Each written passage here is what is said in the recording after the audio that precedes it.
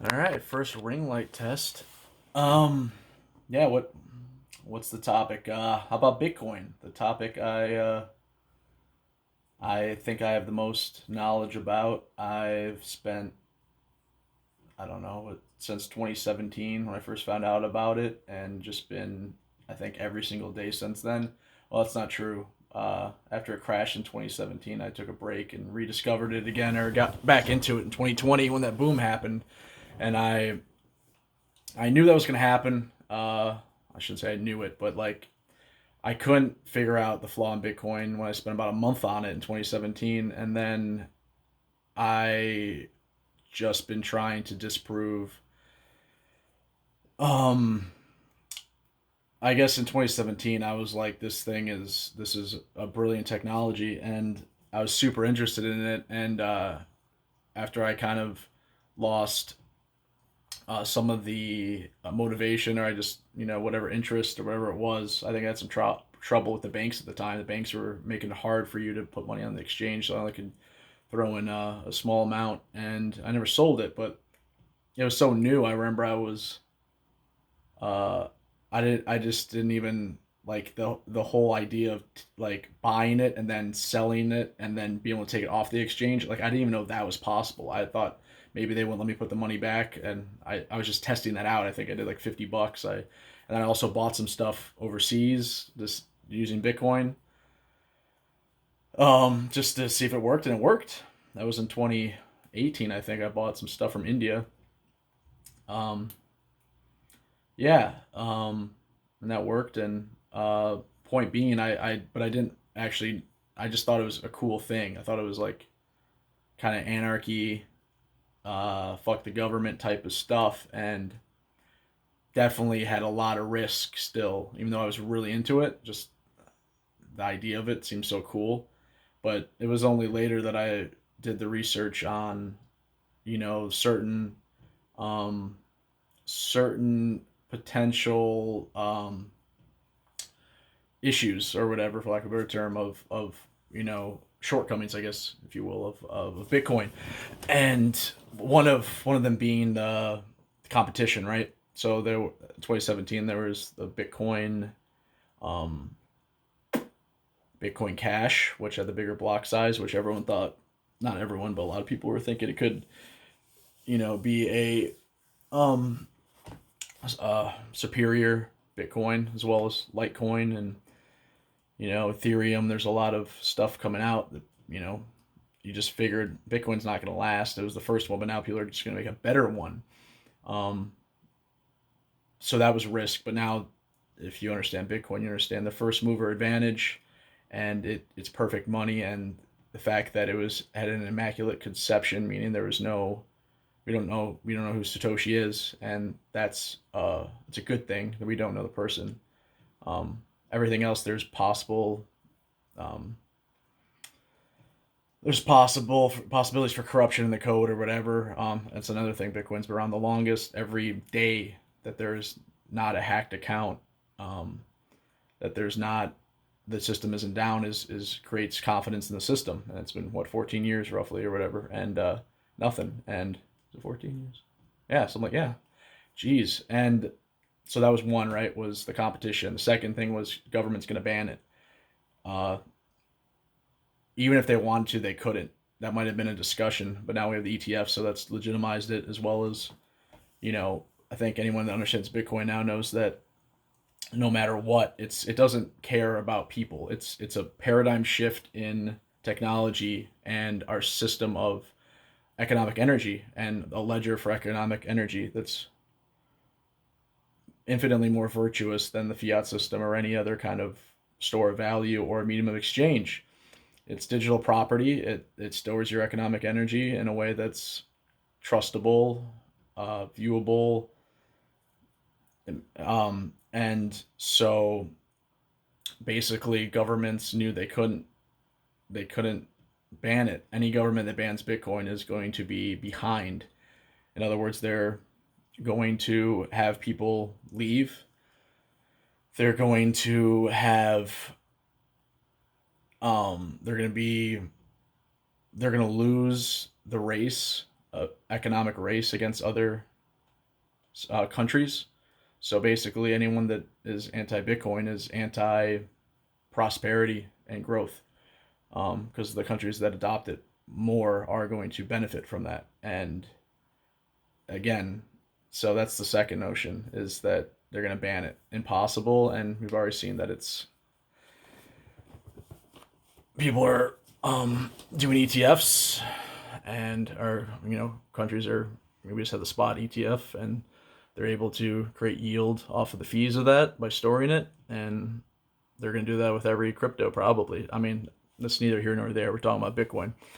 So it's one is the competition, Matt. Two is, I'll talk real quick going back to the competition. So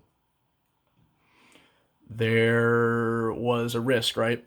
Now most people understand crypto and Bitcoin, especially the Bitcoiners that really have done 10,000 hours plus. And I'm one of those people.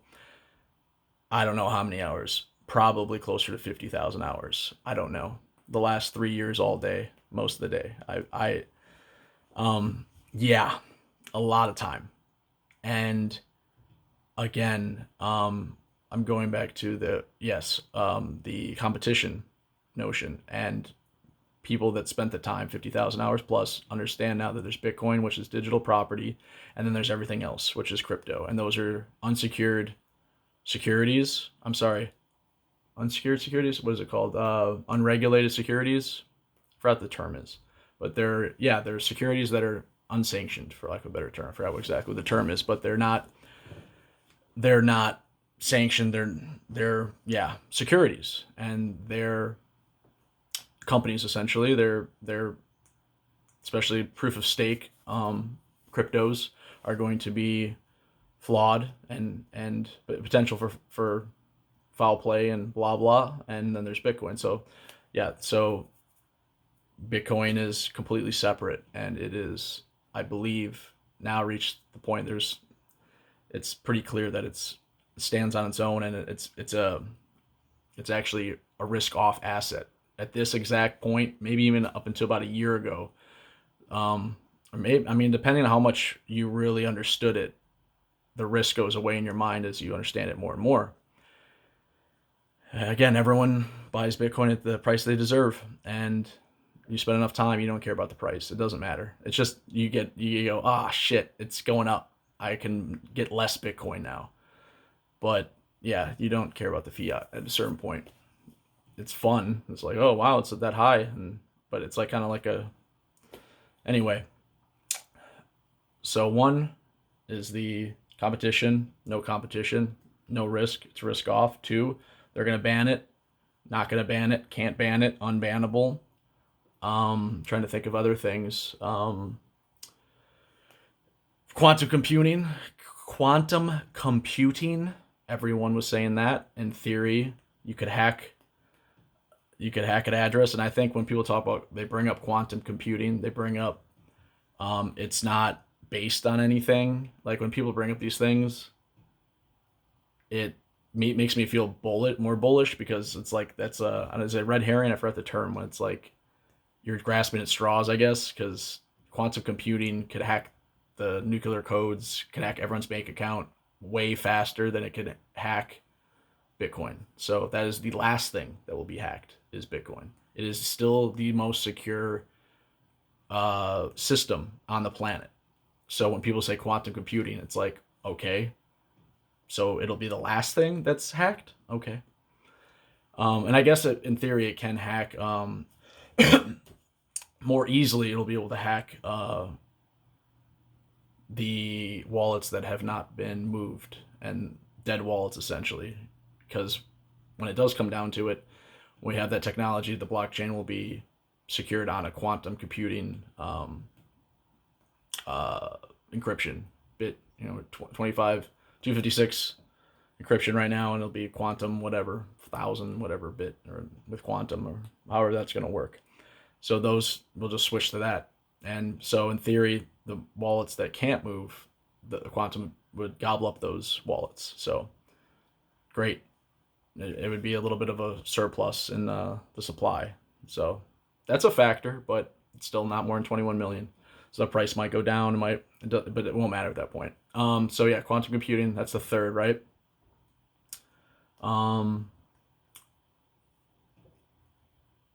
It's too good. Governments will ban it. The competition. That's the other one. It's not based off of anything. So I had a friend say this the other day. He goes, yeah, I'm like, Bitcoin is, I've never had anyone disprove my thesis on it. I have been waiting.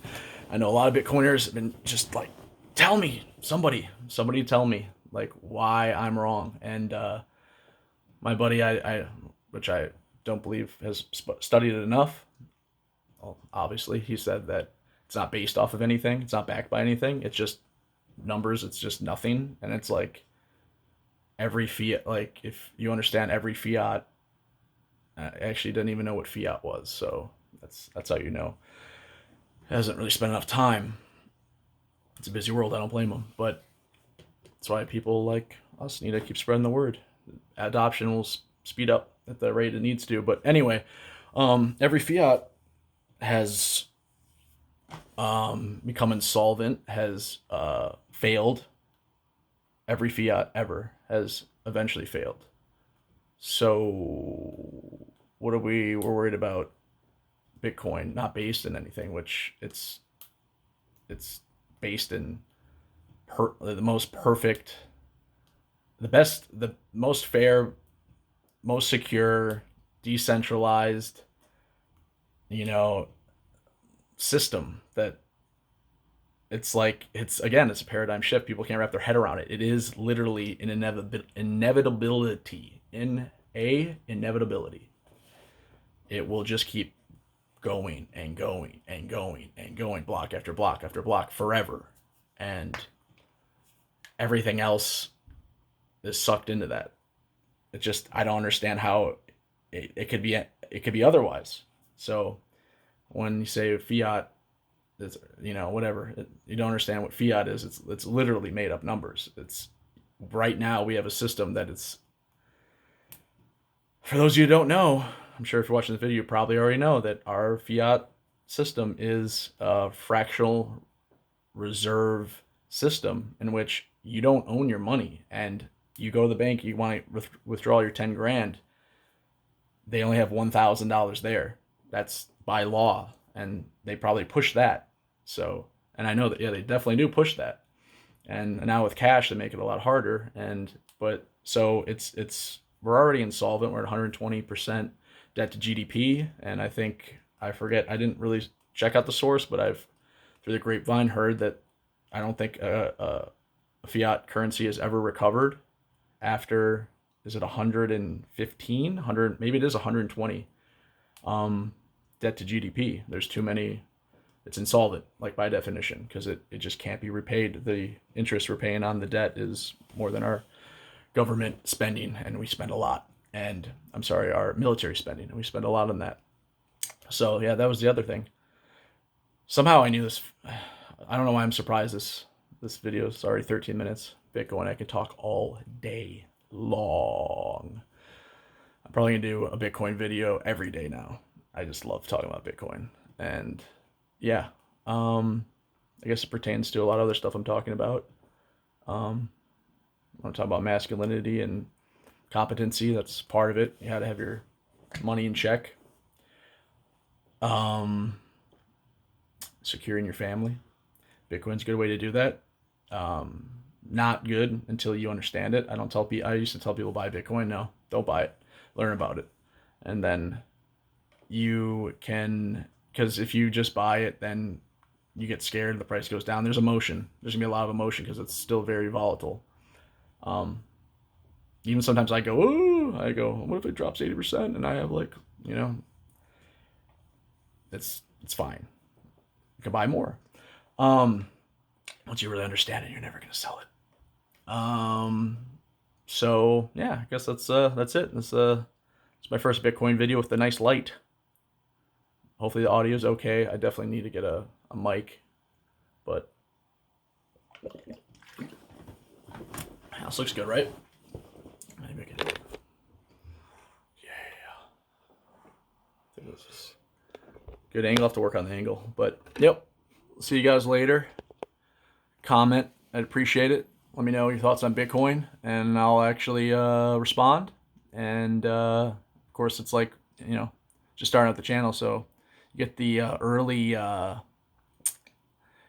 You're invested in my bad quality, committed to that, and I'll be committed to answering because there's no one watching yet. But yeah, so I'll definitely be cognizant of comments if you want to comment, and anything you want to say about Bitcoin, I'll definitely answer your questions. And yeah, like the video if you want, and subscribe if you want. It's the first time I've actually said that because it's only I actually feel confident about this topic, and I think there's some value that I'm happy to talk about all day about. It's my passion. So, all right, you guys take care. Until next time.